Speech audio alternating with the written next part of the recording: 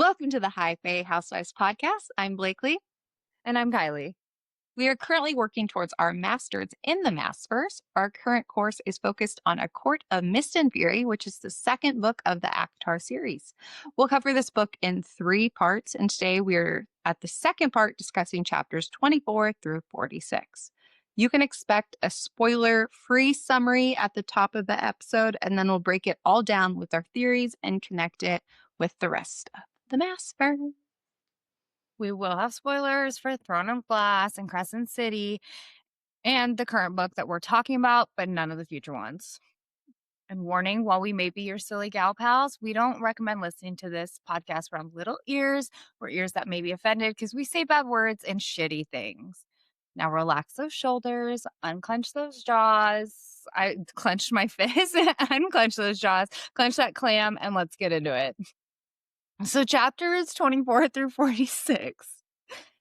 House of Archeron accepts their home as the new war room of the land since Papa Archeron is off on his merchant shenanigans.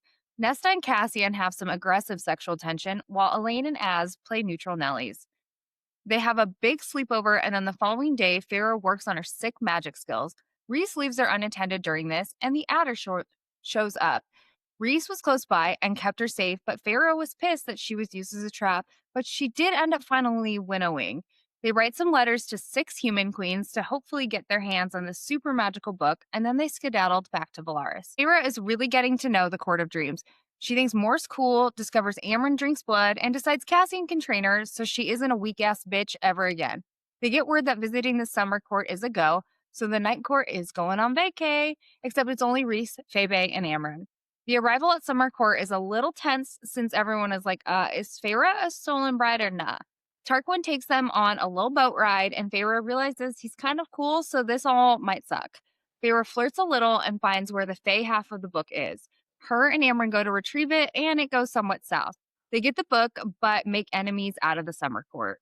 The human queens agree to meet up, and it's not great, but not bad. They give everyone a great big surprise by winnowing in. They need proof that Rhys isn't full of shenanigans, so he's like, okay, on it, sisters. We shall reconvene because I got a plan. The plan was to go to the Hewn city and assert some dominance and grab the Veritas orb to show the human host Velaris. On the way there, Rhys and Feyre were getting attacked. Unclear by who, but there were some pricks taking risks out there.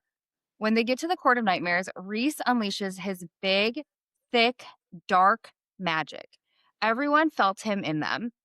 Him and Feyre do some heavy petting with an audience. Kier, Mor's papa, calls Feyre a whore, which causes Rhys to lose his shit. All this drama just to get a hold of the orb, and now it's time to bounce. Tensions are running high when they leave, and so Rhys and Feyre get into a squabble. He gives her the silent treatment. Feyre keeps writing him magical notes that he doesn't take until she calls him a hateful coward on the morning of Starfall, and of course, that's the one he chose to take. Rhys is done ignoring Feyre because she looks so hot at Starfall, and Star Spirit hit her in the face, so he really couldn't be mad at her. They danced the night away, and then it was back to business and to the Illyrian camp, which is basically the Dark Passenger camping version of the 33rd from Crescent City. Feyre finally gets to dig into her magic and gets a little lost in the magical sauce, and then tells Rhys she wants to paint again. Him, specifically. He's like, alrighty, cool. Paint this cake, baby. We learn that there is a lot of sexist drama in the camp, so that is not cool. And does continue to remain relevant. And then when out practicing with Rhys on a different day, Feyre gets surrounded by 4 Spring Court Sentinels and Lucian, that jerk. Dun, dun, dun. And that's where we leave you. Good job. I want to point out that there's 2 types of men in this world. Like, we can divide the world into Tamlins and into Rhyses, like those who sit by and watch and do nothing.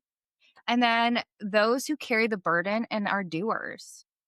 I think the great Britney Spears might have a song about this. There's only about 2 Rhys types. and Tamlin specifically. There's only 2 types of people in the world. Ones that entertain and ones that observe. I mean, Tamlin, if he would have been the fiddleist he dreamt of being, he would have been an entertainer. But he's not doing what he wants in life. He's not playing that fucking fiddle in a traveling minstrel. And like, that's why he sucks so hard. Yeah, you can tell he's not aligned with his purpose. So no. And I think maybe we do need to give him a little bit of grace because he's not living his dream, and that's why he's such a little fucking bitch. But he's blonde, so, I don't know if I'm going to give him grace. We'll see. We can be just like a tad nicer. Not a lot, like a colonel. But it's so fun to be mean. I never said stop. Okay. I think he needs to listen to, in Rapunzel, where all the guys in the tavern start, "What's your dream?" and they start singing. Like, Tamlin really I have needs a dream. Yeah, that's what it is. Tamlin needs to go in there and listen to that song. I feel like Tangled is set in the spring court, so I bet you that was on his land. So if we create a playlist, we need to have that in there. Yeah, I have a dream. Naturally. I'm fucking going to. I'm adding it. I'm Great. pretty sure it's on my favorites list on Spotify. I really love that album, okay? It's bangers. I mean, it's Mandy Moore, What more do you want? Once again, Mandy Moore keeps coming up because you pray, A Walk to Remember is so good. Really? Let's walk on into the House of Archeron. Well done. Go ahead. So we talk about Nesta being a big B and Elaine being like kind of airy, but Elaine is more interesting than we give her credit for. Why is it that she can convince anyone to do anything with just a few smiles? Like, how is she so persuasive? Like, if you're that dumb, like, why is your smile that great? She becomes aloof, but when we are introduced to her, she's a voice of reason. So I'm interested in like why her trajectory ended up the way it does. I'm trying to be a little bit more objective and not bully Elaine as much. Clearly, or Tamlin, I'm trying to give grace today. I thought the same thing with that line. I was like, I just think it's become a bit making fun of Elaine. Like, we just don't know much about her. So it's really easy to like say that she just bakes sourdough and is the Luna Lovegood of ACOTAR. But yeah, I'm interested to see what she does in the future. And I honestly believe that she's going to be a complete badass. And we're going to be like, oh my God, it's always the quiet ones. Wow, you have way more faith. I mean, like, I don't. So you don't. Well, I just think like, if we're going to have her POV, please make her interesting. We've had Moore's point of view in Frost of Starlight, and do you find her like super interesting? Like, you don't love her. No, I think she's bad. She's a bad blonde. I think we can get some point of views and her still be like mediocre. Blech. Yeah, because you can't create another Feyre or Nesta or Bryce Quinlan. You just can't. Well, maybe it's like she's not interesting, but everything that has to do with her is.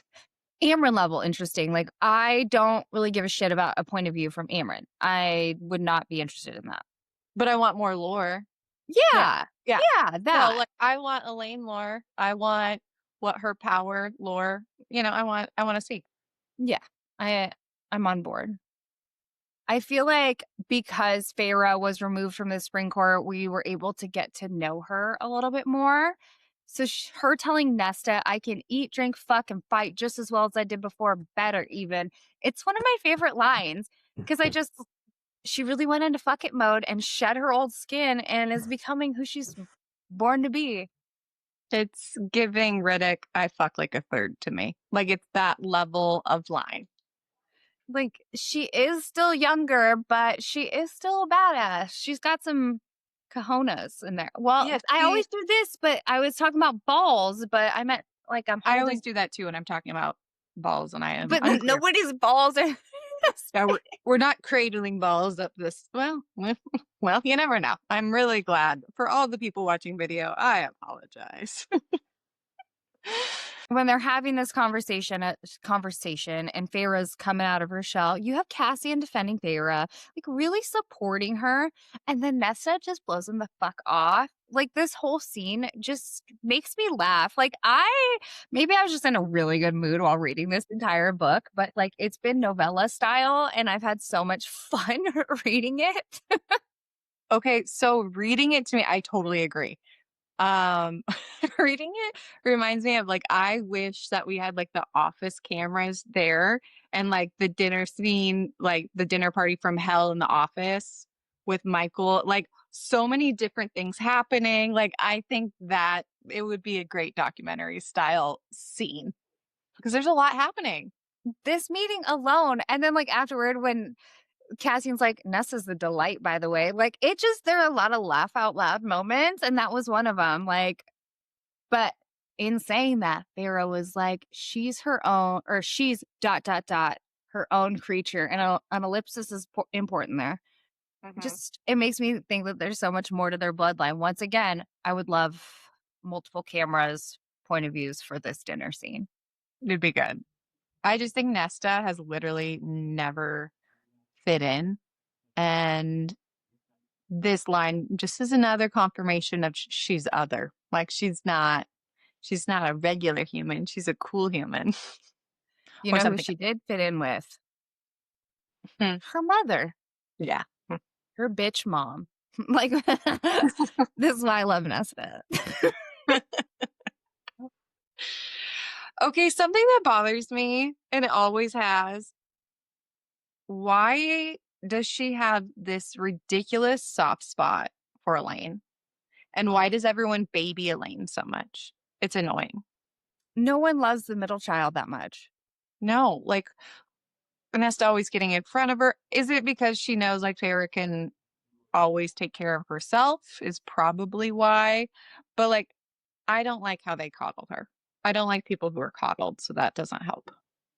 Well, Nesta knows that her and Feyre are two sides of the same coin. Yeah. Feyre. And then Elaine's that other side. And so she just knows that she's a weak ass bitch and needs assistance. Yeah. Some people just, Elaine's not a doer. She's the No. Tamlin of the sisters, and they know Yeah. that. You're right. She observes while Nesta and Feyre are entertainers. I'm so glad I brought this up. I know I'm going to think about it. Everybody's being categorized this entire episode as By entertainers Britney and ones Spears who observe. Circus. Yeah. In this scene, we're reminded like how Rhys is not so nice to Nesta throughout these books. And we have to remember he's going to be mad at her for a long fucking time. Because he says, we owe them our gratitude for letting us use this house, but it'll be a long while yet before I can look at your sisters without wanting to roar at them.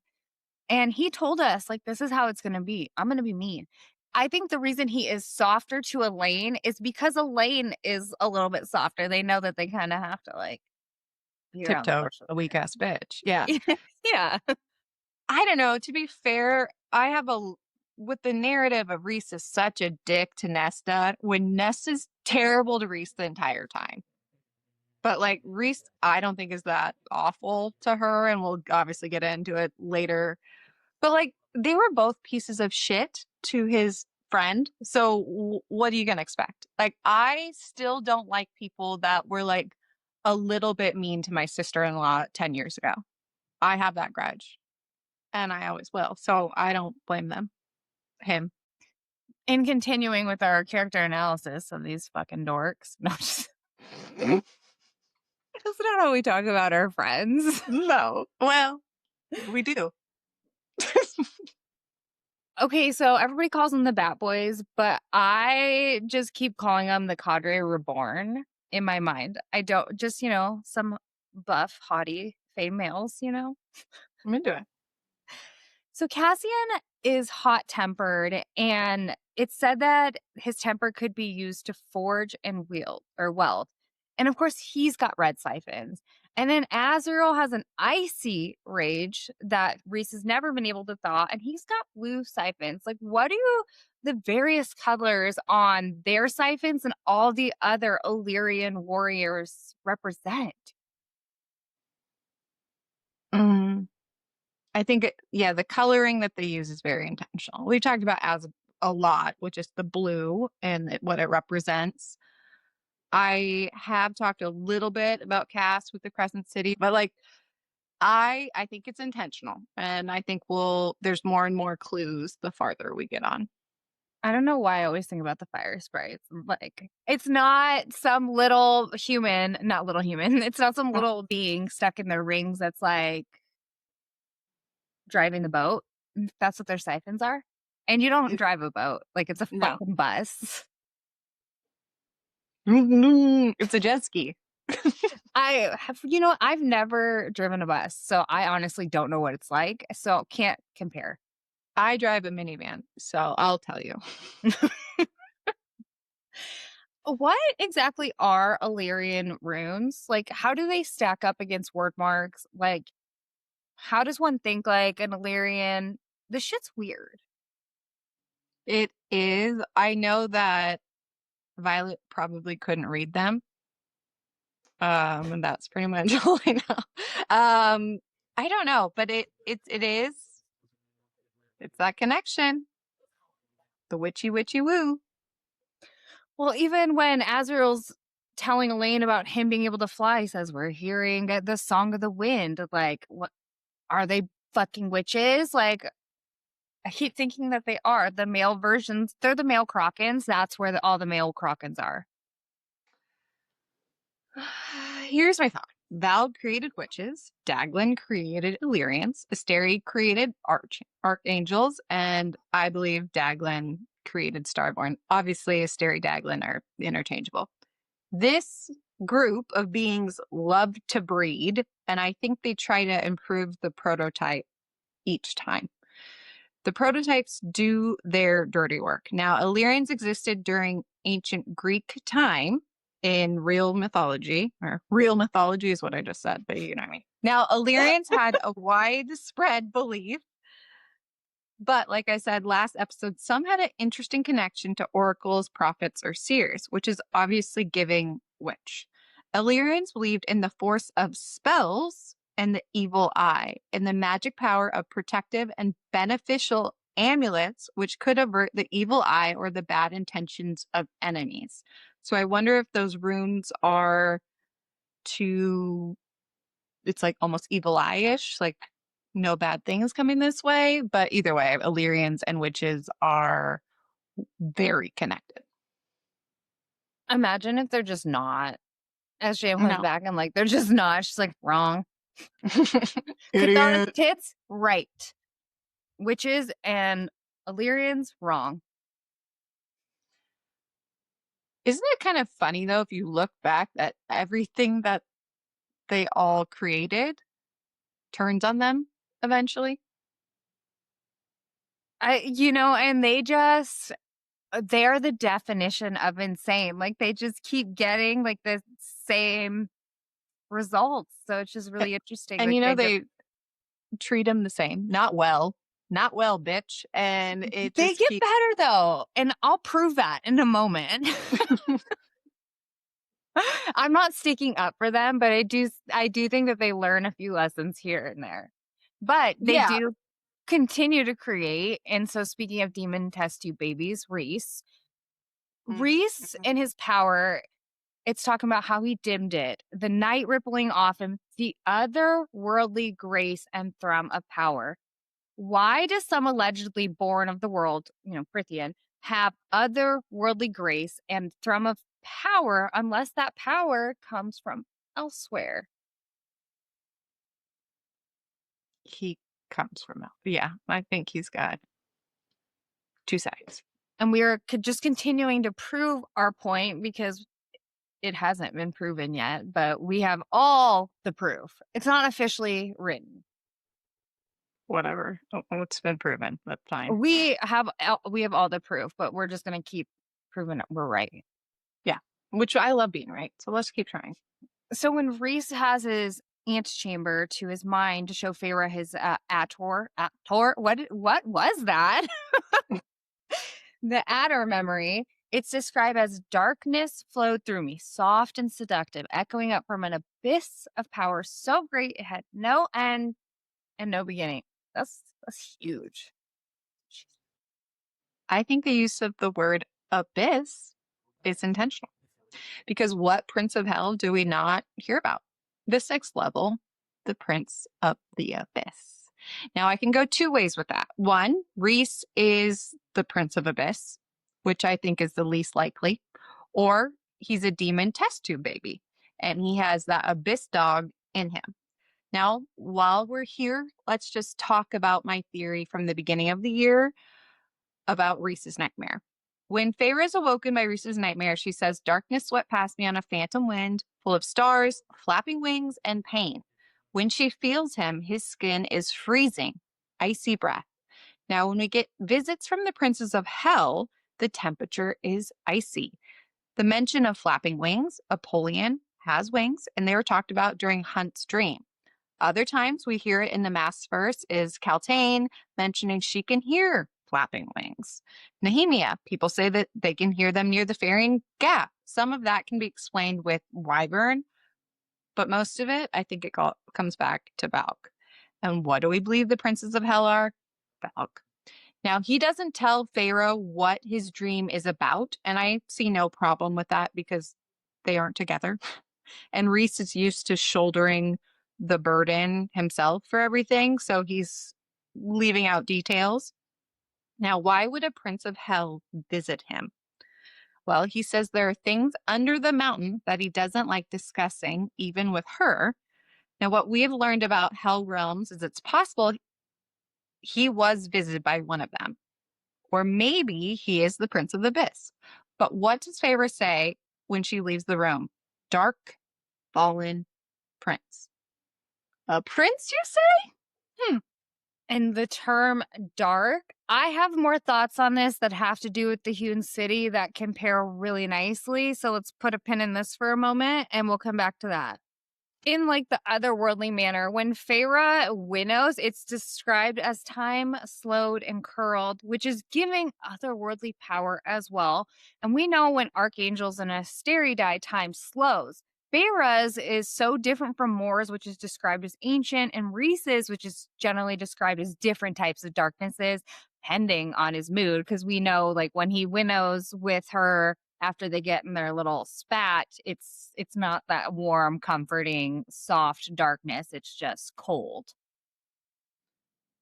I'm convinced Feyre will still be very important in the rest of the ACOTAR books in terms Agreed. of fighting evil. Her time is not done, and I don't know why people count her out due to like what happens with her later. I don't think she has yet reached her full potential with her powers, and I believe Rhys and Feyre are going to rise to insane heights. Also, time slowing. Like, we believe the Maasverse is a multiverse, and I personally believe the three main series share the same world, but you could look at them by just being separated from time, almost like alternate realities. Because I believe the mother wanted to give a good fighting chance between good versus evil. So there's multiple realities, and it's almost like she wanted to give one more a little extra power. So sometimes when something big happens, immense power, I think it causes a ripple effect between the other realities. Time is so huge in the Maasverse, and we will continue talking about it the further on in the series. Time is and timelines are. Holy moly. Once again, I think it is a form of world walking because like if it's having that ripple effect, like who's to say when they just stop in the middle of winnowing, they don't end up elsewhere? Right? Like I who has really like fucked around with winnowing? And obviously they can visualize like where they're moving to and winnowing itself, but like why not fuck around with it a little more, like visualizing other places? Well, and if it does go wrong, it's possible that people just don't know. Like, I think it could easily be world walking. I mean, world walking exists in the other realms. You're saying it doesn't exist in this one? Like it does. They win it. And I'm curious if her otherworldly like power, obviously, like there is a portion that comes from Rhys, but just like was anything unlocked inside of her? That dog Mhm. unlocked. I think so. It's going to be a constant question of mine. And then more on her darkness, on Feyre's darkness. After Feyre burned the shit out of Cassian's hands, he says, there is the darkness of lovers and the darkness of assassins. Choice word. It becomes what the bearer wishes it to be, needs it to be. It is not wholly good or bad. So once again, you're telling me that intentions matter. So for example, Adis from Crescent City makes the choice to be good, and that's how he chooses his darkness. Once again, choice means valg. Just, it's not for naught. Reminder, Moore also has darkness, like we've continued talked about, and when she rescued Feyre from the Spring Court, she used her darkness for Feyre to sleep. Now, Selene and Helena also had darkness, so the question really is, did they get that from Adis, or is Theon their actual dad and had darkness? Writing this episode, thinking about their family tree almost made my brain break. Like, I just wanted to cry because it's like there's so many questions that are unanswered, and this family is just fucking unique. I have a lot of questions about their cruelty and Valaris and how this all works out. Same. I do want to mention, because I can never stop talking about Rhys's fits, because we'll come back to one specific look you really love. Because it has to do with the family tree. Rhys, again, was in head to toe, black accented with silver threads. Like, what is the significance of this style within their bloodline? Alleged bloodline. Who knows? I do have a thought, but I have to wait till a court of Frost and Starlight, actually. But it does but it does involve void and chaos. But even just look at black darkness, and then we know he has that starlight in him, silver thread. But you could look at Morrigan, who he was not starborn. He had darkness. I have thoughts on Morrigan. Well, I always have thoughts on Morrigan and the opportunity to talk about the Thotumn King. But in our King of Darkness, I just want to point out, like you mentioned, he's got like starlight in him. He gives more Bryce Aelin coded than like Feyre does. Oh, yeah. Like, Rhys is that bitch, Like, he is the mastermind that Bryce and Aelin were. 100%, because Tarquin's like, he gets what he wants, he plans, he does not tell anyone about it until after he's completed them and does not apologize for any of it. That is so Aelin and Bryce. Obviously, Bryce, like, genetics, wildness is passed down. But it's also, if you look at all three of their backstories, when they've told other people's their plans, it has not worked out. There's a lot of trauma there. And they're more comfortable risking their own life because they don't care about it that much and shouldering the blame. So that's another reason. And I just think they're fucking smarter than everybody else. Yeah. I think about lavender soap too often. I know. It's an affliction that only Tog readers feel. We hurt forever. Mm-hmm. I have a fun fact. I love fun facts. Because, okay, so the Asteri, like I said, they've learned their lesson over time. So when discussing Lesser Fae, Rhys says it's become a term used for ease, but masks a long, bloody history of injustices. Many Lesser Fairies resent the term and wish for us all to be called one thing in referencing High Fae. So the Asteri took this personally because in Crescent City, magical people are all called Veneer.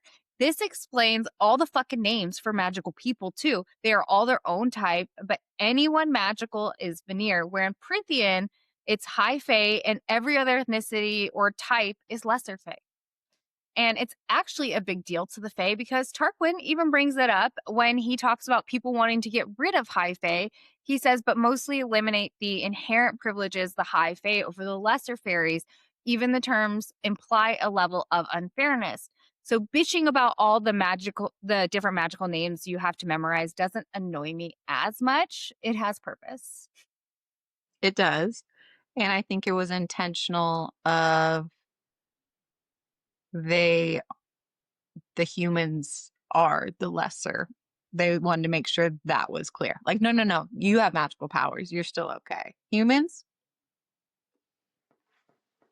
Like I said, they learn over time. They're improving their game because, like, they're like, oh, we can't piss the Fae off. We got to piss just the humans off because they can't do shit. They can't do squat diddly. I have a question about the Attor because in chapter 26 it says he has silver blood. Like, where does silver come from?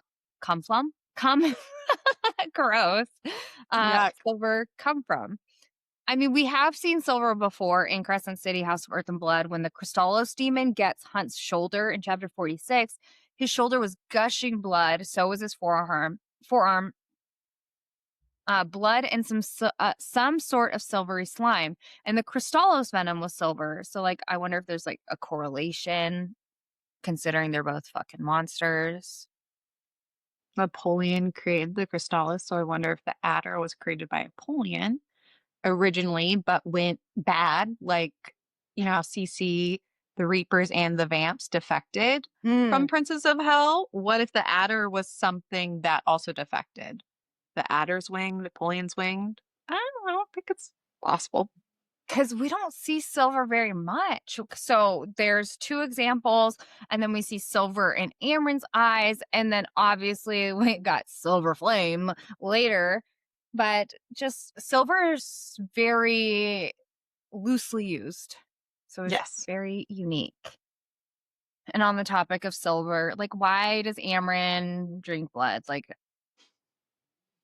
why is that her choice? She's anemic. Just kidding. She definitely looks like she has the shakes just a little bit. Yeah. You know, I get the affliction. All right. Her preference might be to eat the whole thing, but it's frowned upon. So now it's just drinking blood. But, like, who else do we know that drinks blood, like, aside from vampires? Because if vampires do exist in this world, this universe, not this world specifically, they could, universe. Like, who else drinks blood? Like, what are you, once again? We'll get into that. Fucking Aaron. That gal. So this is a weird note, but I enjoy the way that Sarah speaks about women eating food. Aelin loved food. Talked about having a food baby. I think Kaylee even made fun of her that as she continued eating, she's going to puke all over her. There's a little bit of a binge eating thing with these FMCs, but we know she loved to eat cakes and chocolates. Bryce was not afraid of eating. Danica was a big pizza eater. Moore is constantly talking about her wanting to eat. And then Feyre says food made her feel alive and someone would have to roll her out of there because she ate so much. I just think it's important in a culture where food is deemed bad, like ours, and a millennial, we have lived our whole lives saying that we need to be skinny and we need to have, but we have these badass women who like to fucking eat and enjoy food. And I think that message is important because SJM is a millennial. I think this paired with therapy may heal my relationship with food because, you know, I do have a toxic relationship and it is nice to see, like, yeah, it is okay to eat. It is okay to eat. It is. They let you know. It's okay. I just know that if Feyre was born in 1989 and she had a millennial mom like we did, like, her mom would have called her fat for sure. Yes. Even though her mom would have still made her hunt for the family, but her mom would have called her fat and made her feel like shit about herself. She'd be like, wow, your ankle's looking all fat, Feyre. Those Yeah, shorts a little tight. Even like just Rhys being like, do they not feed you here? When she's starting to look malnourished, she's like, this is a bad thing. That's not a good thing to look too skinny. So good job, Sarah. Fighting the good fight. She's helping us all heal. Mm-hmm. We're all reading again and we're all eating again. Thank you, Sarah Janet. They probably ate a lot of good food on Winter Solstice. Speaking of. You know what? I want to talk about Winter Solstice. Let's do it. In chapter, you know what? Winter Solstice is actually really interesting. So yeah, I definitely want to talk about it. In chapter 24, Rhys checks with Feyre that she was truly born on winter solstice. Feyre responds, "Is that so hard to believe? My mother claimed I was so withdrawn and strange because I was born on the longest night of the year." Like, why would Feyre's mom fucking say that? Like, that's weird. And I've been shamed by my mom for a lot of things. And I was going to say my birthday was not one of them, but it was. So I truly can relate with Feyre because I was 3 weeks late and she will never forgive me for that one. She would never, because I gave her stretch marks. My mom also complains about the stretch marks to me. But I'm like, bitch, you were eating freaking, what is it? The parfaits from Dairy Queen every day. I'm not the fucking problem. I really relate with Feyre, and I know her mom would probably say the same thing to her. But maybe her mom saying that made me look into winter solstice a little bit more. Ultimately, of course, the holiday is deeply rooted in the cycle of the year. It is the winter solstice that is celebrated, seed time of the year, the longest night and the shortest day. It is the birthday of the new Sun King, the son of God, by whatever name you choose to call him. On this darkest of nights, the goddess becomes the great mother and once again gives birth. That's just so strange with everything we know about the mother in these stories and the references that confirm, like with her tits, too. Yeah, did she have the mother have a hand in giving gifts? It's a thought. But did you know that in the Maasverse, we celebrate winter solstice? It just goes by a different name. Yulmus. Aelin describes it as a holiday to celebrate the birth of the goddess's firstborn son. Now, at the Yulmus ceremony, which the stone floor is the only thing left the OG temple because the king ruined it, just throwing that out there for a little nugget for us later. The high priestess wore a midnight blue gossamer robe, had white hair, and had the 8-pointed star tatted on her brow. We get a name for what the great goddess's firstborn was named: Lumus, Lord of the Gods. With his birth, love was brought into Aurelia and it was banished the chaos. Weren't we just talking about the mother? Weird. That arose from the gates of word. Now, after the sermon, they have the procession of the gods, where a blindfolded child walks down and hands out gifts. Every year, nine kids are chosen. If a kid stopped before you, you receive that blessing. And the god and small gift the child carried before you. Now we learn Farnon was the god of war. He stops and gives a silver sword to Parrington, which we know is actually Erewhon. So curious. Loomis, the god of love, is one of them. We don't know what he gifted. But Deanna, the goddess of the hunt and maiden, stopped at Aelin. Just want to point out, hunt and maiden is often referred to huntress with Feyre all the time as well. But she's gifted a golden arrow as a symbol of her power and good graces. They say that for this holiday, they couldn't remember if it's from winter or day court. They call it their holiest holiday. So that is giving holiest for me is Asteri-ish.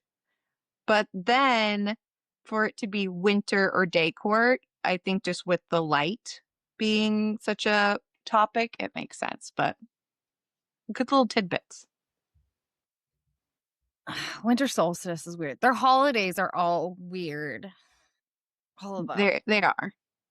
But like just everything that you looked up, and then I have been exactly the same with Yulmus. And we got our confirmation almost. Chaos, the mother.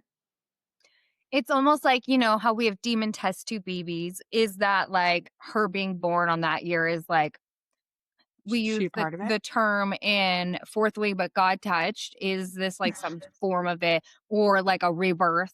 Because it talks about the birth of the son, but like maybe the mother births the daughter this round. And I make the mention in I think it was our first episode where I felt like, oh my God, what's her name? I felt like Mala came and helped Feyre when she got in the bind with the Naga. It was like, there's just a lot of things with Feyre that don't make sense unless she was touched by the mother, but not in a weird way. Magically touched. magically gifted. I don't know. We'll figure it out. There's just a lot of association with like starlight and moons to me, just throwing it out there willy-nilly is Rhys, from the Night Court, Valaris, Starfall, but then they've also got they have a moonstone castle. So it's just like the night sky association's a little weird. Yeah. And then, with the gods, we know Luna, Deanna, moon related. Yeah, I'm going to get into it in a little bit. But we know the mother and Chthona are one based on jugs. Based on jugs. Actually, now that you just said this with the moon, let's talk about this. There is a lot of talk about the Night Court being misty, hence the name Mist and Fury. As two people that have grown up near mountains and bodies of water, it's definitely mistier because of it. So with the way that the Night Court is set up, it would make sense. But I think the Night Court is misty because it's a thin place in general. I mean, Bryce asks to go to hell. She shows up on Rhys's lawn. I do think it's more than just the truth teller and the star sword. We learn that realms are often separated by oceans. So it's possible the ocean has something to do with it. Or perhaps the bottom of the library, one might find another realm. But let's take a look at the realm of hell in Norse mythology. There were 9 realms, which shout out, I just mentioned 9 children were chosen for Yulemas. Now, hell was located in the cold, dark north and was surrounded by sturdy walls and a river. Okay, well, we know the Night Court is the northernmost territory. Valaris has the Sidra, the river. And as for sturdy walls, you could even look at it as like mountains. Some sources have claimed that hell was located within the realm of Niflheim, which means the place of mists. Once again, the book is a court of mist and fury, and it's misty there. Now, there's some debate whether hell was a place of suffering. Most depicted that, I have to itch so bad. Sorry, couldn't deal with it. Most depict the realm as a place where the dead carried on as they had in life.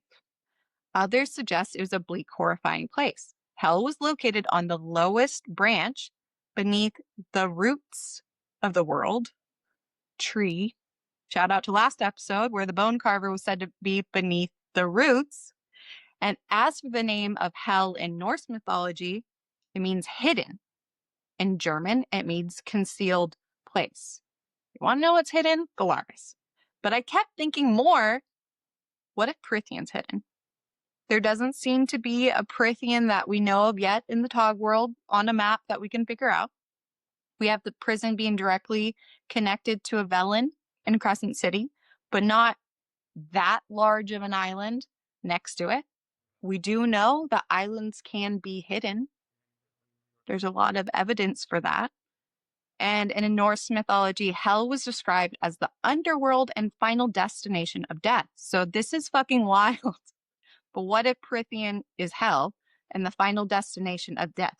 Not saying I necessarily believe it, but there's enough here where I think it's something's fucking weird and there is a connection with Prythian hell. Once again, I have thoughts on how, but we'll get to it once we get to the Hewn city. So put a pin in that bad boy. We're going to keep building on that. Thoughts. Once again, I told you, like, just to lighten the mood after all the hell talk, because that's deep. That's what she said. Mm-hmm. Deep in the mountain, one might say. This whole book has a flair for drama, but Feyre especially, like, her letter fucking kills me. I'm cared for and safe. I am grateful for all that you did for me, all that you gave. Please don't come looking for me. I'm not coming back. Like, could she have been any more fucking dramatic? She loves the drama, she does. Loves it. That letter, don't come looking for me. Like, you could have wrote more details, but writing is hard for her. That letter took her all fucking day. Each letter was hard. If you were doing it too fast, you'd be like, I know, it's probably. She does have a flair for the drama. And, yeah. All the good ones do. we have to remember she's also still 19. Like, baby girl, well, 20. She had Solstice. Words are hard. But of course she's going to have that much drama. Like, you know what? Could you imagine what her aim, way messages would be? They'd be good. I wonder what Tamlin's would be. Like, Tamlin would be, we've all dated a Tamlin. I just know that Feyre also would have received, I hope your plane crashes, text messages. Most likely. She would have loved that drama. Feyre would have loved it. I'm just picturing Tamlin. I hope you winnow into hell or something. I hope you accidentally winnow in a fire, you stupid wench. You know what? Wench is an underused term that I think we should try to bring back. I use it often. I love it. My dad would call me a wench when I was being a wench. You know, justice for wenches. Mm-hmm. Not the tool. I do like pirates. Oh, so. There's no tool. Just kidding. I was thinking the word wrench. This whole time you thought that, like, what a wrench. I know the difference. This morning I had a moment where I did not think. You guys don't see that often, but it just happened. You're such a wrench. You're such a hammer. Fucking nail. Gay screwdriver. I don't know more tools.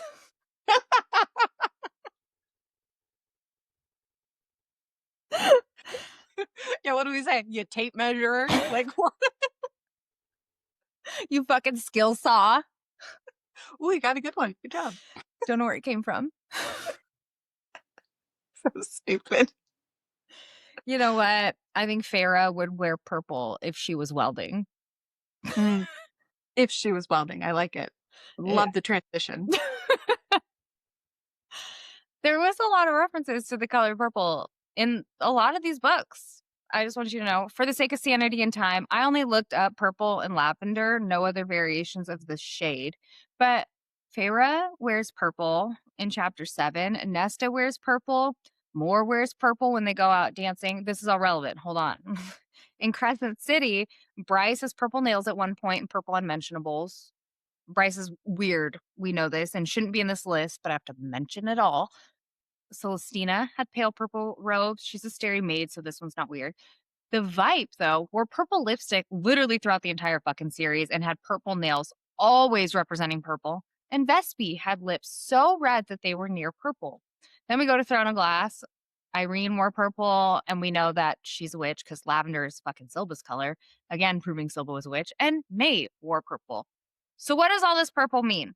Purple is the color of mystery, magic, and royalty. And because the color's high frequency, it's believed to have strong spiritual force, and it is associated with magic often. We know these are all fae and magical beings, but we know that Valg created witches, and all these gals seem to be Valg associated or, witches. Just a weird little detail connection between them all. I appreciate it. I want you to know when you're like discussing this, you're like, purple royal. I'm like, oh, just like the Princess Diana Beanie Baby. Purple. Yes. Yeah. Mm-hmm. That Beanie Maybe Baby, a witch. Valg made. Yeah. That makes sense. We need to get into the summer court shenanigans. I have said shenanigans 3 times already, and that is 3 times more than normal. Yeah. You might do 1 shenan in an episode, but 3? Wow. Really, really feeling shenanigans when I wrote this. So we're just going to get right into it. Not that we haven't been this entire time. We've been into it the whole time. But now we're doing this. Okay. We're getting into the summer court. So Amren's like, Rhys has a point. Their High Lord is young and untested. I doubt he's had much time to catalog his inherited hoard since he was appointed under the mountain. I doubt he'll know anything's missing. And then Amren's like, I'm in. No better than a fire drake guarding its trove indeed. once again, the ancient dragon reference, but also Amren's moral compass makes me fucking laugh. Like, I can't even get through it without. I love it. She's just like, oh, cool jewels, let's do it. Like, I She get doesn't something care. shiny. Like, she knows what she likes, and that's important. I respect that. Once again, like big weaves, I respect Amren. Even if they're evil, I don't care. Not to say, well, some of them might be, but remember how I brought up that in the Maasverse, all bloodhounds seem to be shapeshifters? Danica from CC, the one in Tog, was also a shapeshifter, and I believe Tamlin is a bloodhound. I also believe Feyre Darling got that gift from Tammy. Now, when they get to the summer court, where Feyre is going to need to find the Book of Breathings, Feyre thinks if we're lucky, none of them would realize that Rhys's lapdog was actually a bloodhound. I don't believe it was a throwaway line, and I'll continue to make the point for Feyre the farther we get along in the series. I just am bringing this up because I already did in the first book, but now I get to use this line. You have been on this point for months. It was the beginning of the year. Actually, it might have been December, so really going for it. I think it's important that you just really hit that nail on the head. This is our episode about construction. Just Bob the Builder's over here. Well, now that you mentioned Bob the Builder, one of my emails when I was younger, like one of my first, besides perfectprincess808@hotmail.com, I had Bob the Builder 707@hotmail.com. Were you a big Bob the Builder watcher? I don't know. We were all fucking young and weird. I don't have an We all were. No, we all were not my level of weird, but I think mine was Sporty Girl GURL07. Oh, you can't even spell. Nope. It's an illiterate Porzy, okay? No, hold on. We got to go farther back. I did have Happy Girl 0120. That was my one of my first AOL Instant Messenger names. Oh, how the AIM I had turned. I was really obsessed with Michael Jackson at one point, so it was Ms. Jackson. Also, that was Miss Jackson 11, and then one of my nicknames was Beaster, so it was Beaster. Yeah, I had a lot of random ones. Do you think that Feyre's dad's AOL Instant Messenger name would be Prince of Merchants 808? I do. 808? Specifically 808, yes. What would Feyre's be? Bloodhound bitch. She'd have two, bitch Bloodhound and Bloodhound bitch. High Lord Homie Hopper 02? 0120, whatever my fucking... I went 02 because, Tamlin, me and Tamlin is 2, so it's good. I understand her thought process, but I hate it. It is the most elementary thought process one could have. She's 19, so it makes sense, I guess. Yuck. I still hate it so much. So Feyre really likes to name drop her dad, Prince of Merchants. She doesn't drop his AOL Instant Messenger name for everyone. That's the exclusive list. But back to Feyre name dropping her dad as Prince of Merchants so she could check out Tarquin's collection of goods. There were a couple collections that caught my eye. First up, dresses woven of cobwebs and starlight leaned against another. Okay, the summer court is weird, and I'll get into that a little more in a second, but the fact that this lineage loved treasure so much is interesting. Why did he have a dress of starlight and cobwebs, especially with our Karen Kui queen in Throne of Glass? That dress, why? What is that? Yeah, why does the summer court have cobwebs and starlight? That's giving night court. That's even what Keir says about what Feyre is dressed in, cobwebs. Why? Summer court's weird. They also have, on another shelf, there was a necklace of black diamonds. Each of the dark stones was a mystery and an answer. Each of them slumbered. And what the fuck is that? It makes me I'm getting really amped up about it because it's I want to point out that the creatures that they were having, the witches make in Morath, had skin like diamonds. I'm are these things containing Valg? The Wordstone necklaces could? We know that fire sprites were trapped in those rings, so what's in these dark stones sleeping? Like, is that how they defeated the Asteri once before? So like sentient, like do you think maybe interesting? I like that. Because each of the stones was a mystery and an answer in each of them slumbered. And don't forget, in Crescent City, Vespi she was fucking sleeping, taking a long ass siesta. Yeah. Big napper. And then going on my Summer Court tangent, why did Summer Court get the book? Like when they get to the temple, there's a whirl on the lead door when Feyre put her hand to get the door open, like it's giving word mark. So Feyre gets it open and then describes the dark water as near freezing temperature and that there was an oiliness to it. And we know that Valg has an oily descriptor. And I'll bring up oily in the next book as well. I think it's very possible that the Steri used these word marks as almost portals, and it took them throughout the land, which makes you wonder the significance of the word mark on the Archeron cabin. Was it for protection? Was it to lead Tam there? Or was it something else entirely? Who was Mama Archeron? But back to here with Summer Court, it's weird. And even Rhys is like saying that they play neutral. So they don't really take a side either way, which makes me wonder how long has that been going on? Were they one that plays both sides? Obviously not Tarquin. He seems like a good one, but like what are the origins? Why do they have these? Yeah, and if they're not taking sides generally, is it so that they stay out of trouble so people forget what's here? Interesting. And that lock, the second one, is fucking weird too because Amryn hissed and shuddered not just from the water and called it a nasty, nasty lock. Why did she not like the second one more? What power was the summer possessing to put down there? In this temple. Which, getting to the temple, the sea god from Aurelia and their home is in the Summer Court. That's where they lived. Aside from the fact that there are 12 priestesses throughout Prythian and the 12 gods banished from Aurelia pointing towards the temple ruin in Summer Court being the forgotten sea god from Aurelia, the seashell-flecked walkways were what made me think of Chapter 65 in Queen of Shadows. Nezrin and Kale popped into the sea god's temple where the columns at the entrance were embedded with shells and coral. And I know that's a crazy correlation, but that's how we got here. And the sea god was nameless on Aurelia.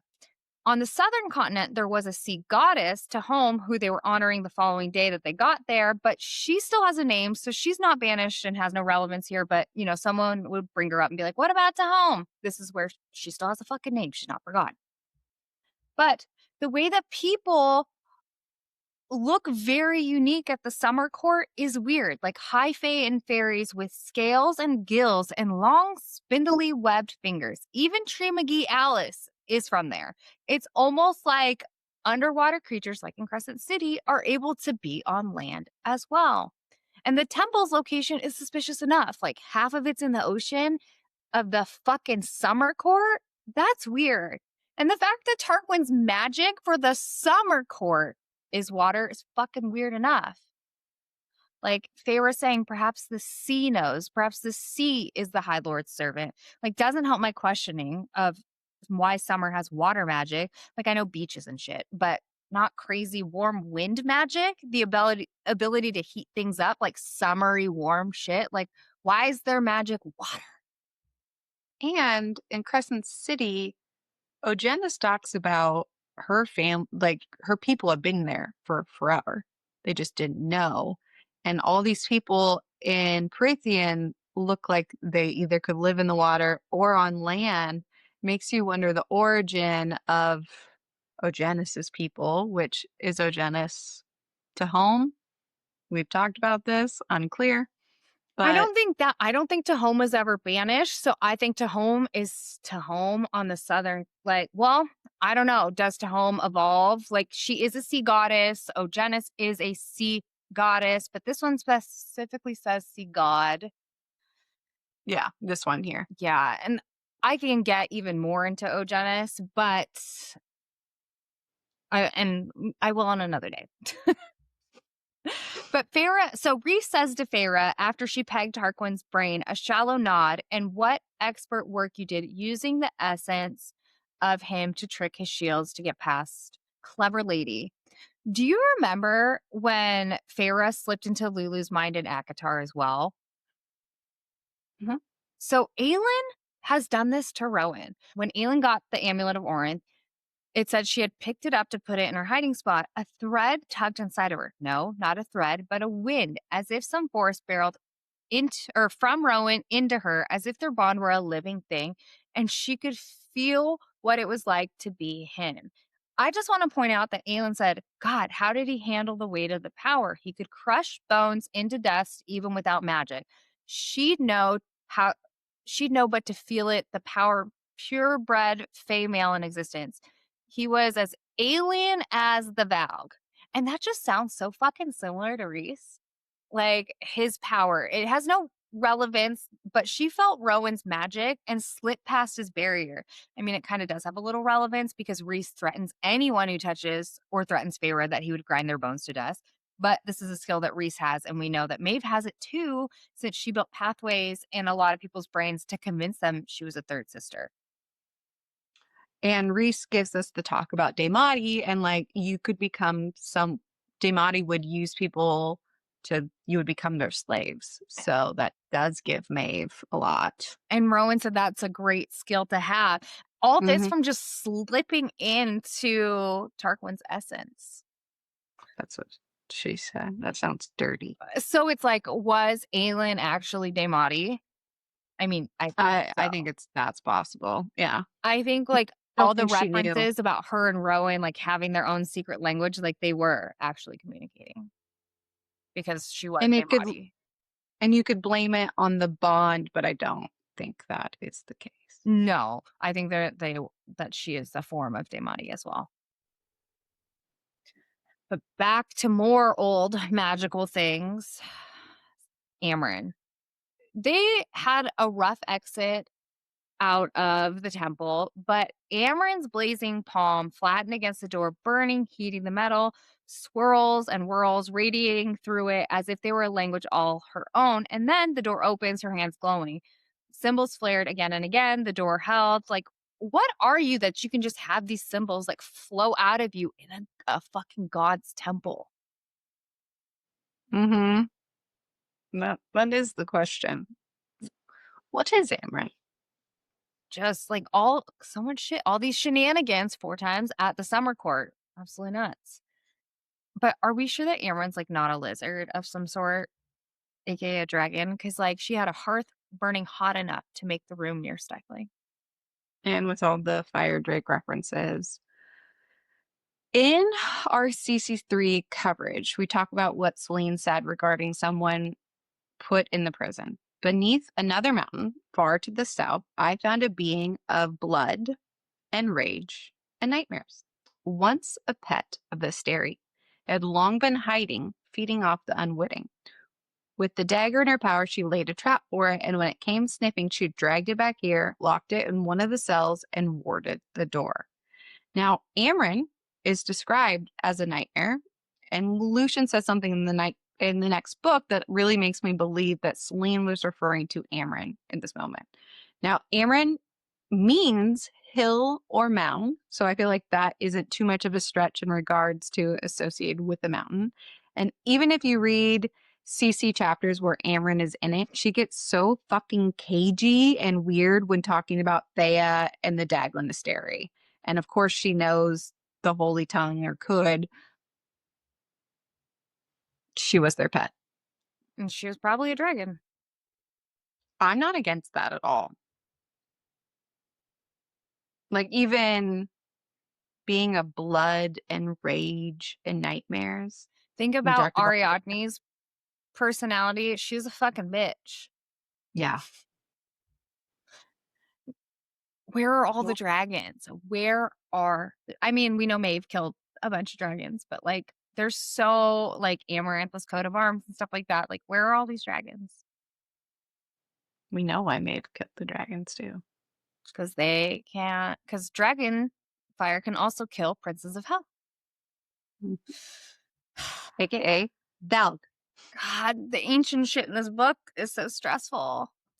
Like the Book of Breathings, which we've basically read it at this point. I know. It's so the book itself, like its personality, it's not exactly nice and it's got a spicy attitude. It's formed of a dark metal plate bound of 3 rings of gold, silver, and bronze, each word carved with painstaking precision. So, like, this motherfucker was made with some TLC. Mm-hmm.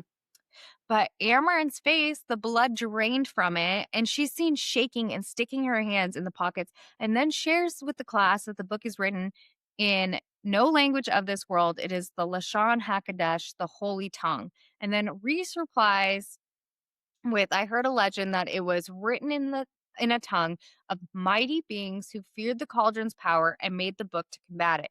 Mighty beings who were here and then vanished. You are the only one who can uncode it. And I do want to say it was very thoughtful of Rhys, of him hoping to find a way to send his friend home. Like, he's always thinking about everyone else. Truly, he does. He's not a monster. Did you know Lashon HaKadosh is Hebrew? Is that what that means? Just so you know. Thank you. I don't know Hebrew, but it would explain a lot. A little fun tidbit, but the holy tongue, just with the Daglin and the Asteri calling themselves divine. This is obviously Asteri language. Well, And that, why? and then, we have 12 temples, like they're missing gods.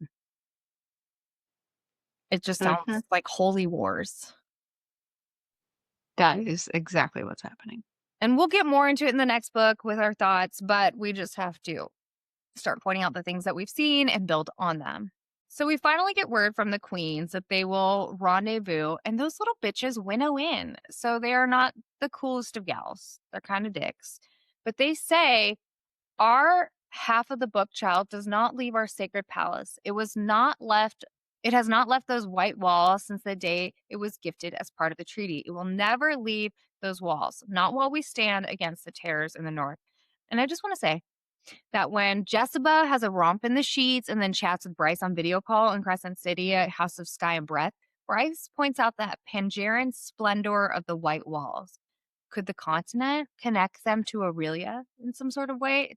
It's totally a stretch, but why is the queen telling us about the color of the walls? Well, I believe. Yeah, but that's interesting. Hold on. Which we can get more into the connection of worlds once again in the next book, because like a lot of things unlock in the next book. Mm-hmm. In meeting with the queens, Moore's government name comes out as the Morrigan. Like, who is the Morrigan? We hear about this folktale. Well, I don't think everybody hears about it, but we've read about the folktale, so we're going to tell you about it. She's one of the Irish fairy queens, and the Morrigan is mainly associated with war and fate, especially with foretelling doom, death, or victory in battle. Sounds like a form of truth. She is often seen as a triple goddess, but that is because she's also a shapeshifter, not to be confused with the mother maiden crone goddess. While researching, I found this tidbit of Irish folklore. During her reign, Queen Maeve's power meant that a man could not become king unless she bestowed him with the honor. For this reason, enthusiasts suppose that Maeve was fashioned to be an allegory representing the land and Mother Earth. As evidence, folklorists point to the fact that a man could not take a throne without first honoring the land. Lore, rhyming with more, says she represents the Morrigan, the goddess of war and fate. Queen Maeve is representative of equality between the sexes, a woman who can rule, seduce, conquer, and seek revenge. And it sounds like the Maeve we know from Throne of Glass. Like, I don't know that I agree that Moore is actually Maeve rebranded, but it's interesting knowing the connections everyone makes with Rhys and Maeve, which we will get more into. Mm-hmm. And even just the fact that the Morrigan could shapeshift. I'm thinking about just bloodhounds in general and shapeshifting and someone that she doesn't seem to be fucking nice to later in the books. And I wonder if she senses something. I know. We've met more and like we meet more in this book, like really get to know her, but we don't. We know nothing. Still. Mhm. We do get a little bit of more lore. We find out that she was brought to the Illyrian camp and she saw Cassie and decided she'd do the thing that would ruin her value to those people. And the short of it is that Eris refused to marry her. She'd been sullied by the bastard born lesser fairy, and he'd now sooner fuck us out. When they were done, they dumped her on the Autumn Court border with a note nailed to her body that said she was Eris's problem. Nailed to her. So Eris left her for dead in the middle of the woods. Azriel found her a day later. And why did Azriel conveniently find more? Like, how did he find her? I'm Were they looking for her? Was it a note given to the Night Court like, hey, find this dumb bitch? How did Azriel just casually? I don't know. Like, I don't believe this story Like, at this all. is not what actually happened. No, not at all. And we'll get into it later. But I do think the nail being nailed to her and what we know, Asterin, unclean on the stomach, with which there's just some witchy things here. But this is not true to me. This is not lore. This is not true Mm, lore. No, it's her spinning a web of who she is. Me saying web wasn't necessarily on purpose. Convenient timing, because like when the queens leave and Rhys talks about showing them Valaris' favorite things, my bones cried out at the thought of revealing that gem to these spiders. Choice comparison. Again. Cancun, always on my mind. I almost started singing it. So They're weird. Okay, the queens are weird and are frustrating. The winnowing, it's all weird. there's in-depth descriptions of their looks, and it's like, is that relevant? Do we need to pay attention to that? Do we Mm-hmm. need to compare their looks to current members like in Crescent City? Like, why so descriptive of these queens and their like aesthetic, and like how there's the black and white one, like the one that's polar opposite of each other, the golden one. Well, and even they say that it was gifted by your kind. Is it Whose their kind? kind? Or, yeah, is it? Or, because we know Asteri gift powers, So what? and we Yeah, know High whose kind Lords was she can. saying? Whose kind to Rhys or Yeah. Feyre? Or sorry, even if it Feyre's maid. So Yeah, your kind. It feels Daglin-y to me. I forgot that Dagsteri is not a real word, and that's just the word I use in my mind. Dagsteri. Like the old Dagsteri. Yeah, Yeah. that makes sense. They're one and the same. They're weird, but once again, we'll get to meet them more later. Dumb bitches. Totally. So they are going to go to the Night Court, they're going to go to the Hewn City to get the Veritas orb. But on the way to the Night Court, they get shot at, and Feyre and Rhys were flirting hard, and I loved it. Like, I fucking love the sexual tension in this book because it's building, and it was so much more than fucking ACOTAR with Feyre and Tamlin. Yeah, Feyre and Tamlin didn't have any of this. Like, those two just being in a room together, there's way more tension. And I'm a sucker for banter, so really They love it. just, summer should be fun, relationships should be fun, and they have fun, even when they fight. They haven't even fucked yet.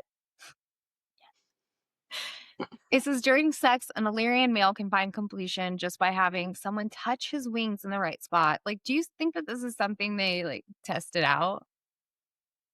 Little fun. Yeah. Things? Yes, I do. Just, you want to jerk off my wings? That's how Rhys approached it too. Just straight forward. Yeah. Like, just go for it, gal. Do you think that there's starlight in his cum? They can't have sex in the dark. Yeah, it's just all over. It's so bright. Like, you don't need a black light. It's just. We'll get to Starfall and Star Splooge. Yeah, it's coming. But before we get to it, they got to go to the Night Court and pick up the Veritas orb. But upon arrival, we get this description. The Court of Nightmares lay behind. Behold. behind a mammoth set of doors carved into the mountain itself. And from the base, the mountain rose so high I couldn't see the palace. I had once stayed in atop it. The Court of Nightmares was the work of a god. In biblical context, hewn often describes stones or wood that have been crafted for construction or idol making purposes. So you're telling me like there's a whole ass city crafted for idols? Who are these idols? And then Perhaps those forgotten ones. and then they have to go through a second set of gates. Great scaled beasts were carved into those gates, all coiled together in a nest of claws and fangs, sleeping and fighting, some locked in an endless cycle of devouring each other. Between them flowed vines of jasmine and moonflowers. I could have sworn the beast seemed to writhe in the silvery glow of bobbing phalites throughout the mountain city, the gates of eternity. That's what I'd call the painting that flickered in my mind. And I feel like these are the gates to hell of some sort. Like, was this city crafted for banished gods? And if we go the gate of hell route, like we know caves love leading to unique places. Like this could explain that Thanatos reference. Like we've already talked about it in Crescent City, so I am doing a little spoiler there. But Like, I've been holding back on Thanatos, damn you. But no, I think it's. and just like talking about the beasts, like all coiled together in a nest of claws and fangs, sleeping and fighting, some locked in an endless cycle of devouring each other. I just feel like that's some little foreshadowing, like the Fae are always like fighting each other or fighting some battle. Like, is this a representation that like there's always going to be a battle? You're constantly going to be in this cycle because there is a mention of a cycle later. And I'll get into that too. So even the black beasts that are like in those gates really do feel like the black beasts when Bryce went down that grate and there was the two monsters there. Sounds a lot like those guys. Which also makes me think about Rhys's beasts. Yeah. And just like, okay, well, was his dad also, was that the beast that was inside? Because all High Lords have a beast inside them. Like, is that the Night Court High Lord? They all transform into that beast? And like, what did these beasts represent? Or is his specific, like we know that the princes of hell have their chosen bodies that they choose to look like, whether that's blondies or what, and they're a beast underneath, a demon. Or is the Hewn City like actually a temple in itself? Is the whole fucking thing an OG temple that just kept getting expanded, and that's what these gates are, an opening to this temple? And if so, whose temple is it? Is it Hellas's from Throne of Glass because he's I've banished? been thinking about Hellas a lot. I think about Hellas all the time, and Lorcan. And I was even thinking about, like, since we don't know, like, I've made the argument for Rhys, right? Being the Prince of the Abyss. We don't know his name. What if it's Hellas? Like, there's a lot on Hellas. And so just like these gates and the fact that there's two, it's weird to me. Like, and the fact that Hewn has a biblical reference to idols, it's just the city itself is crazy.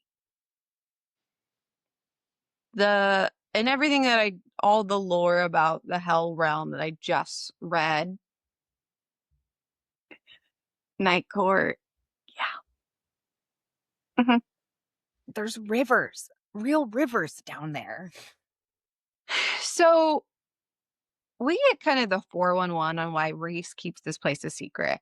There was a time when the Night Court was a court of nightmares and was ruled from the Hewn City long ago, but an ancient High Lord had a different vision, and rather than allowing the world to see his territory vulnerable at a time of change, he sealed the borders, staged a coup, eliminating the worst of the courtiers and predators, building Valaris for the Dreamers, establishing trade and peace. To preserve it, he kept it a secret, and so did his offspring and their offspring. There are many spells on the city itself, laid by him and his heirs, that make those who trade here unable to spill our secrets and grant them adept skills at lying in order to keep that origin of their goods, their ships hidden from the rest of the world. Rumor has it that ancient High Lords cast his very life blood upon the stones and river to keep that spell eternal. But along the way, despite his best intentions, darkness grew again, and not as bad as it had once been, but bad enough that there's a permanent divide within my court. We allow the world to see the other half, to fear them, so that they might never guess this place thrives here. And we allow the Court of Nightmares to continue blind to Valaris' existence because we know that without them, there are some courts and kingdoms that might strike us and invade our borders to discover the many, many secrets we've kept from other High Lords these millennia. So there are a couple things I want to point out. One, I think the ancient High Lord that had a different vision, I believe we have a nameless as my price situation here. The fact that we don't know his name. Just I feel ancient like High Lord. that's it. Remember last episode how I brought up Lorcan possibly going to Valaris once? We're told those who trade here are unable to spill secrets and grant them adept skills at lying in order to keep the origin of their goods, their ships hidden from the rest of the world. And lots of spells were done to keep this place secret. Spells make me think witches, sorcerers, like the astronomer, perhaps. Maybe that's why he has so many mystics. He's trying to get back to Valaris. It's wild, but maybe. I mean, We've had wilder theories. what if the Prince of the Abyss doesn't have a name because he was the ancient High Lord and Naples was his price? And I have a thought. Yeah, maybe he is the Prince of Abyss. He thought they were all being evil, meaning the rest of the princes of hell, and he tried to separate. So, let's keep going because there's too much in this fucking Hewn city. So, Veritas Orb. Veritas means truth. In Greek mythology, Veritas was the goddess of truth, daughter of Saturn, and it's known as Cronus in Greek, which was the Titan of time. Mor's power is allegedly truth. Even Feyre says this, which I think is very interesting. It was rife with truth magic she claimed to possess. Claimed? Do you not fully believe her? Others in her family are said to have the same power throughout history. Her family was the HBIC of the Night Court until Rhys took over 5,000 years ago. Once again, why? What happened? If Rhys's family took over 5,000 years ago, like, where is Valaris in all of this? Like, who made it? Yeah. So many fucking questions. Their family stresses me out. Like, I was lightly trying to do a family tree and I just fucking can't. Kier himself is a weirdo. Like, his eyes are described as brown eyes like old soil. Why? That's a weird reference. Old soil. Like, I want to point out that Selena found The Walking Dead and said it reeked almost like soil. So there's like something old and spooky. Or are his eyes more similar to when Manon killed her sister and before she had pinned her with a soil brown stare? Or that bitch Ooh. Sandriel, her eye color was a fresh tilled soil. The soil reference is weird, but there's like two, like a Val reference and an Asteri reference, and then The Walking Dead. So all the soil references are interesting. When we know that he sucks, so this is just some little foreshadowing, because the fire would let them all know I wasn't normal, and no doubt Kier would inform his almost allies in the Autumn Court, or one of those other monsters would. So it's just already showing us the Night Court and Autumn Court's connection, but it's like giving Morvi and the Thotumn King. Like, It really, really is. we're watching their bloodlines connect and be friends. Which is just interesting, which I feel like the corruption in Crescent City to that bloodline has happened before. Thing. Once again, any reference that I can make to the Thotumn King, I want to talk about it. It's true. You do. You never waste an opportunity. Every episode, I've mentioned him. People won't forget, you know? Absolutely not. Not about how hot he is. Once again, do you think that Rhys's mom is a witch because he's got his crown of stars? Mm-hmm. Just another thing to point out because, everyone's going to be like, the crown, the crown. We know. We know. Yeah, we know about the crown. Illyrian witch ties makes sense. Or you can even look Asteri ties with Starborn. So when Rhys is walking, he says, the very rock beneath our feet seemed to tremble, a pulsing, steadying beat, his footsteps, as if the mountain shuddered at each touch. He had released the damper on his power, on who he was. The power filled the throne room, the castle, the mountains, the world. It had no end and no beginning, like an abyss.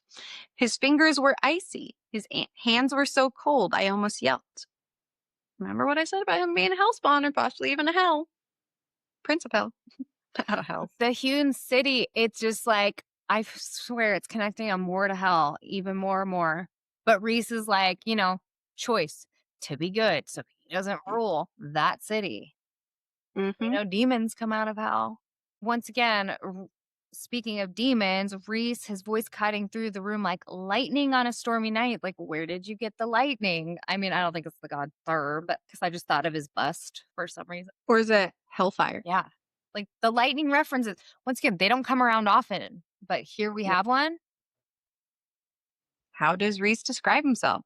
I'm the Dark Lord that stole away the Bride of Spring. A demon and a nightmare. Because Does that not give hell? well, guess who stole the fucking Bride of Spring? Hades stole Persephone and brought her to the underworld. So once again, there's some like another Mythology lore. reference. But once again, another way to allude that he is a prince of hell of some form. Got that dog in him. I am at this point either 100% convinced he is a spawn of hell with like demon test tube baby, but also got the Asteri dog in him too with that starlight. Or he's the Prince of Bogus. One or the other, no in between. No. That's it. Which is yes, Valk. He's both though. Yeah. Because his mom, just a fucking weirdo. Once again, we'll get into her more, not into her. So we have Starfall happen in these chapters. Like, what is it about Starfall that disturbs Amren? Like, she gets uncomfortable and doesn't want to go there. Like, what is it? Well, we just talked about her being all cagey when it comes to the Asteri. I guess the bigger question is, what is Starfall? Mm-hmm. We know that there's spirit splooge involved. In chapter 62 of Crescent City, House of Sky and Breath, when I started talking about Greenlight the Maasverse, I did bring up Starfall. Feyre got spirit semen on her face during Starfall. Pale green light, like drops of paint, glowed and flecks on my hand. Starfall is a day that these spirits pick to migrate yearly. No one knows who they are or why they pick that day to appear. And Rhys pointed out, like fading magic, there's less and less of the spirits every year. Interesting. Like, why would Amren like not want to see these spirits? Well, maybe it's because it's happening less and less each year because the bone carver is eating all their spirits and they're never getting to cross too, is a potential situation. And then Amren being scared of it, it just goes back to how she's so weird about Daglin Asteri to me. I wonder just like if it has something to do with like the lack of the tithe now and the wild hunt. Since there's less of those offerings, there's less spirits. Mm-hmm. Maybe there's a correlation. Who knows? And they said Starfall can only be seen in the night court. Yeah, because it's a thin place. Mist. Can't be seen anywhere else. So is the Hewn city a thin place within a thin place, or is it just thin place maxed? I think the whole night court is a thin place. Yeah. All of it, yeah. So it's, but like, is that more? Probably because it's on a mountain or under a mountain. So someplace there's thinner. Yeah, we have the prison over there. That's a part of the night court, kind of, but thin place. It's misty throughout everywhere. Night Court, which gives full thin place. Because why can't you see it anywhere else? Yeah. Starfall's weird. Pretty, It but is. weird. I'm like, why does it mean so much to them? And Is it hope? it's on the first day of spring. Yeah, Ninsar, Yeah. right? Yeah. And so, like, why? What does spring have to do with, like, the seed? Like, because it's the day of planting seeds. Like, what do you... Why are these correlated is my question. Well, usually on equinoxes, it's thinner too, right? Yeah. So then and that's the thinnest place. Huh. Food for thought. Mm-hmm. Spooge for thought. Tamlin ain't watching that. We actually learn the real story about, like, shitty parenting within the Fae world. And if you like Tamlin after all of this, weird. It's a Tamlin choice. sucks so hard. So hard. Just wanted to know. I don't disagree. And I he don't get it from his mama, but he does get it from his dad. Because Yikes on Bikes, Tammy's dad, putting their heads in boxes and sending them downriver to the nearest Illyrian camp and then keeping their wings as trophies. Like I said in our Crescent City coverage, I think this is definitely inspired by the Asteri, and there's more to that we'll continue to build on, but, like, they're homies. and just the hypothetical nature. You know, they said when there was that head on a spike that was left in the garden, they're like, this is just what the Night Court does. This is the games they play. Look what your fucking dad did. Like, it seems like you play those games too, pal.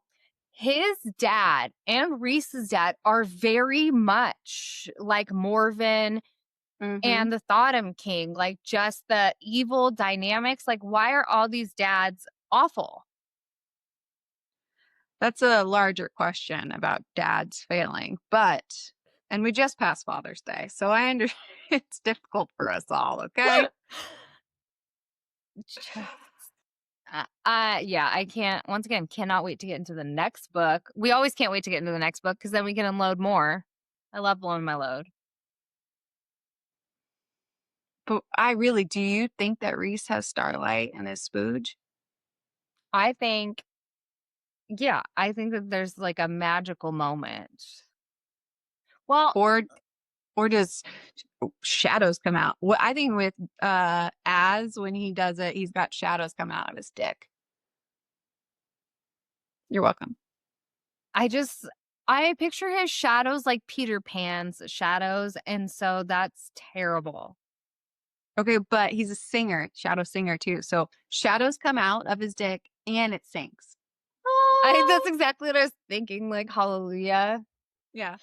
I mean, I'm sure that those shadows sing when that thing pops out. What that thing do, though? What them shadows do, though? Speaking of sexual Sorry. tension. I really derailed us there. My bad. I know, you can't, because I'm going to go with it. You know how easy it is. You and my child both know how easy it is to derail me. Roan will know that, like, before bed, if he brings up something like Pokemon, he knows he can get me off track. You and my child.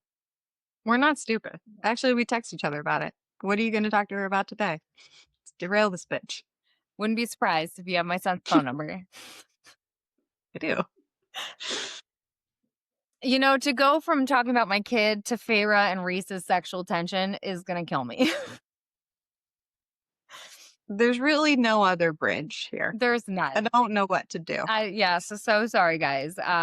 Feyre and Rhys, I love the sexual tension in this book. He just, like, really wants to help her, but is, like, super into her. God, once again, way more sexual tension than fucking Feyre and Tamlin. I can't get over it. Like, we've been bullied so much about, like, making fun of Tamlin?